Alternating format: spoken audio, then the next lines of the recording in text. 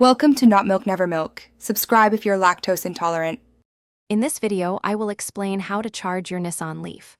We'll cover the 3 primary charging methods, from the slowest to the fastest, ensuring you understand each option. Knowing these methods helps you maximize your vehicle's range and convenience. We'll discuss home charging solutions and public station availability, making sure you're prepared for any charging scenario.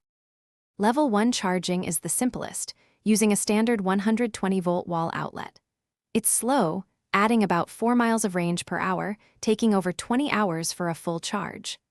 Level 2 charging, using a 240-volt outlet, is much faster. It can fully charge your Leaf in about 8 hours, making it ideal for overnight home charging or public AC stations. For the fastest charging, look for DC fast chargers. These stations use a CH-ADE-MO connector, specifically designed for rapid power transfer. You can typically charge your battery from a low state to 80% capacity in less than 30 minutes. This is perfect for long trips or when you need a quick boost.